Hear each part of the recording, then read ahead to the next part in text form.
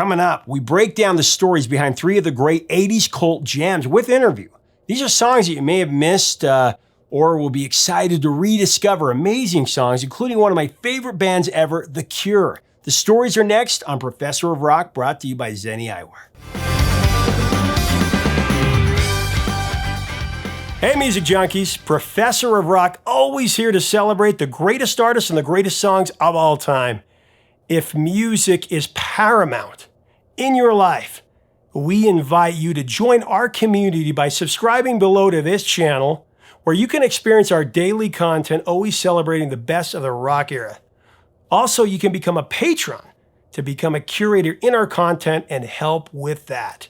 Now, in the past, we've talked about songs from decades that are hidden gems that really deserve a second look. Today, I want to go even a little further into a genre from the 80s and talk about three cult classics that, while not big chart hits per se, were three songs that have impacted our culture in a major way and deserve a second listen. You know, some people are sticklers for labels or genres. In the comments, I hear people say, well, that song isn't new wave, it's post-punk, or it's synth pop, or it's sophistopop, which, by the way, is a made-up genre that appeared decades after the music that it claims to was even released. Due to my goal and my time to focus more on the song and the artist and celebrate that than the genre, I'm just going to keep it simple, so apologies. Here are three new wave cult classics from the 80s that deserve celebration. Remember, these are three of many more that we're going to cover down the road, but I want to start here. Number 3, The Downtown Lights by the Blue Nile, from the 1989 album Hats. This is an absolutely beautiful, stirring, and breathtaking song about emotional fulfillment in the big city. The Blue Nile is essentially a trio from Glasgow, Scotland. Paul Buchanan on lead vocals and guitar, Robert Bell on bass, and Paul Joseph Moore on keyboards. The band fashioned their name after historian Alan Moorehead's 1962 book, The Blue Nile, which was the sequel to his previous work, The White Nile, from 1960. The Blue Nile have recorded only 4 albums since their formation in the early 80s. The last one was released in 2004, but they've given us some just incredibly endearing music on those 4 records, especially the material on their first 2 albums, beginning with 1984's A Walk Across the Rooftops, which featured 2 amazing songs, Tinseltown, In the Rain, and Stay. Following their stellar debut album, the Blue Nile hit the wall creatively, and it took nearly 5 years to break their writer's block and produce their riveting second album with the 1989 release of Hats. Hats, of course, highlighted by the desolate new wave cult classic, The Downtown Lights. Like I said earlier, The Downtown Lights is just beautifully written. It's such a breathtaking song adorned with tortured romanticism, and it perfectly showcases the brooding brilliance of lead vocalist Paul Buchanan. It's one of those songs that just carries you away to a mystical and magical state of mind. It's a song of really soul-stirring rapture. Is love and hold you right. The Blue Nile were so gifted at transporting us as listeners into the emotional scenery of their music. For example, The Downtown Lights starts off with a synthesizer effect that triggers the imagination to envision a light switch being turned on that activates the twinkling lights of a city in the night sky. If those downtown lights could actually make a sound, that is the chiming sound you could imagine. And with nobody call your name. The effect sets the tone for a gloomy journey through a quiet inner city that has really lost its passion.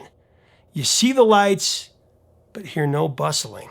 It is the Blue Nile magically creating melancholy theater of the mind, portraying the emptiness of being lonely in love.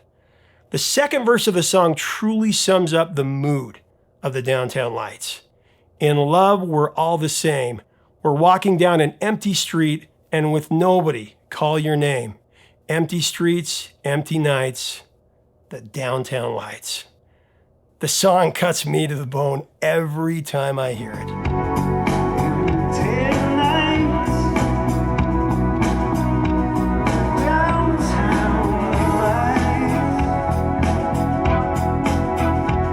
The Blue Nile were definitely not living the high life when they were constructing the Downtown Lights. They were actually living in a cheap flat in downtown Glasgow with no hot water. When Paul Buchanan described the band's status during that period, he said, and I quote, "We barely knew what we were doing during that time, and it was very liberating." End of quote.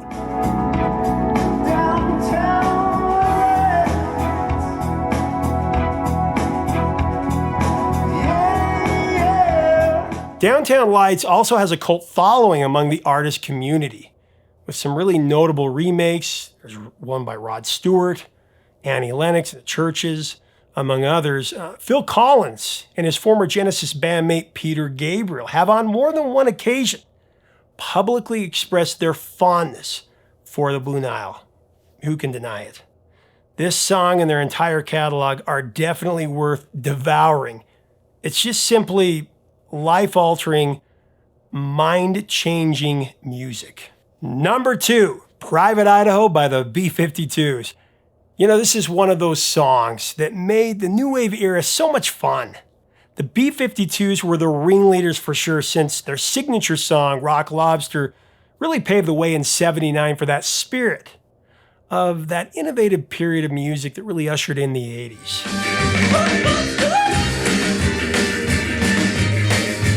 Fred Schneider, who was the primary vocalist on Private Idaho, claims that the song wasn't a parody of Idaho, but when one of the lines in the lyrics is living in your own private Idaho, underground like a wild potato, I mean, how can you honestly deny that? You're living in your own private Idaho. And I love that line. Being that I'm from Blackfoot, Idaho, the potato capital of the world, and that Idaho is famous for its potatoes, of course. In fact, Famous Potatoes is a slogan on the state's license plate and has for many years.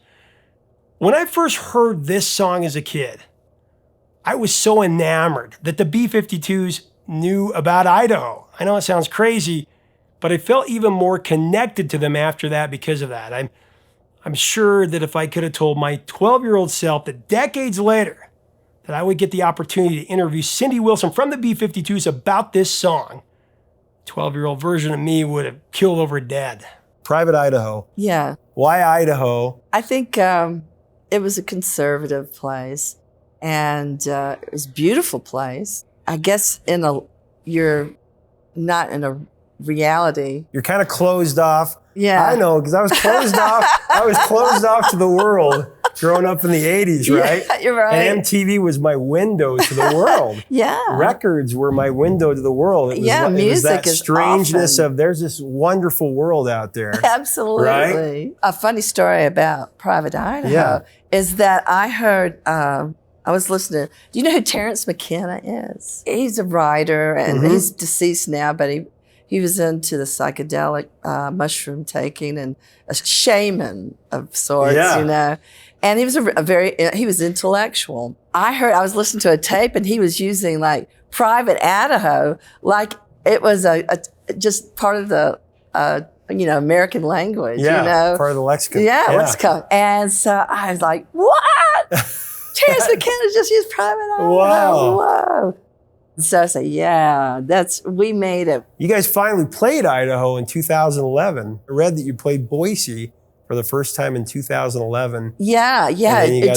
It took a long time to get there.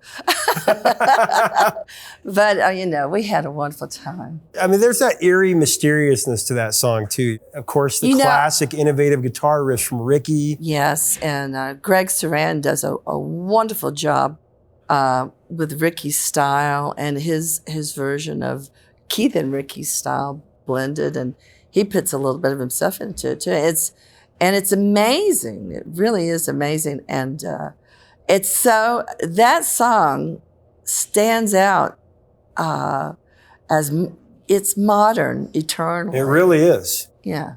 I remember putting it on a lot of mixtapes growing up. Private Idaho features the consummate Sprechgesang of Fred Schneider, a vocal technique that he perfected reciting poetry over the sound of live guitars.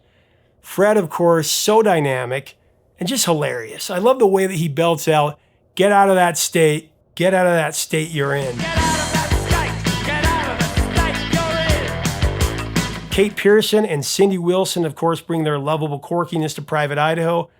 Ricky Wilson and his wonderful guitar line just reinforces that trademark B-52 sound that makes the band just so unique. And it makes Private Idaho a new wave cult classic. And number 1, A Forest by The Cure. One of the last tracks to be recorded for The Cure's second studio album, 17 Seconds in 1980. A classic album if there ever was one. Robert Smith has stated that A Forest is his memory of a childhood dream where he was lost in the woods. But he later retracted that and said that the song is only about a forest. Either explanation could be true, or both explanations could just be Robert being cheeky with an interviewer, as he often is.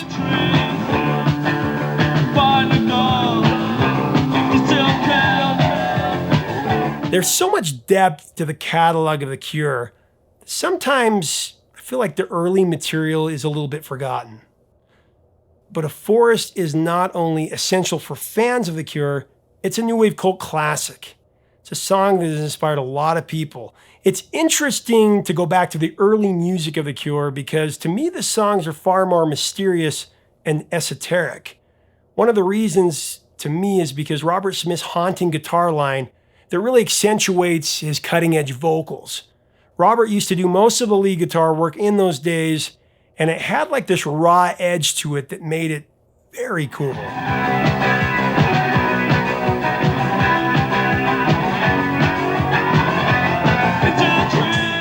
A Forest is dark and atmospheric. In addition to Robert Smith's vocal and guitar playing, the song stands out for a production technique called flanging. Flanging is an audio effect achieved by mixing two identical signals together. The effect creates a swooshing or like this sweeping effect. Mike Hedges, who produced A Forest, loved to incorporate flanging, and Robert Smith fancied it as well.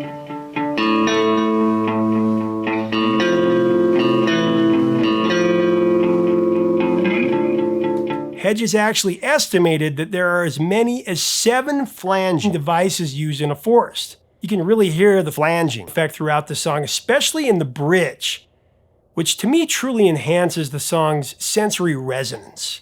Simon Gallup delivers a pervading bass line on A Forest that is a prime example of why he is so vital to the sound of The Cure since he joined the group in '79, and why he is one of Robert Smith's indispensable bandmates. I remember the first time that I heard this song. I was just getting into new wave music, and I'd borrowed some cassettes from my Aunt Cindy, who was essentially my punk rock aunt. She was single, she went to punk shows all the time, she had green hair, sometimes purple hair, and she was kind of considered to be a bit of a misfit. And when I go to her apartment, she had all these cool David Bowie posters all over. They kind of scared me. There was a lot of obscure albums with haunting cover art, stuff that really left me intrigued and in a sense of wonder, especially at that moment in my life where I was just reaching that great conquest of musical exploration outside of the top 40 stuff that I heard on pop radio. So I remember it was late at night, I was at my house, I remember putting the cassette into my Walkman, and from the second that I heard that mystical droning guitar and the various other otherworldly sounds, I was absolutely transfixed. I don't know if this will make sense, but the song seemed like a horror movie playing out inside my ears. I felt like I was being murdered, but in a good way. I don't know why, that's just how I felt. I'd never heard anything like it. It's a moment that I'll never forget.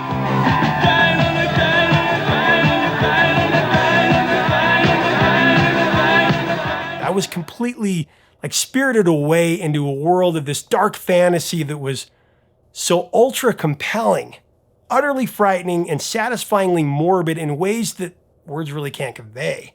Robert Smith is a master of that sort of inexplicable and bewildering chaos of ecstasy and wonderment. Pure fascination to us as listeners. They truly don't make them like that anymore. So there are 3 picks for my New Wave Cult Classics. Leave us a comment about these amazing songs below, about the artists and these songs. What other songs should we cover in the future? You can hear the songs in our playlist below, as always. You can also buy the albums and other merch from The Cure, the B-52s, and Blue Nile below. Just click on our Amazon links. If you dig this content and you want to be part of this community, please join it. by subscribing below. Become a patron to be part of curating the greatest songs and the greatest artists of the rock era. Until next time, 3 chords and the truth, my friends. Stay safe out there. Keep the music alive.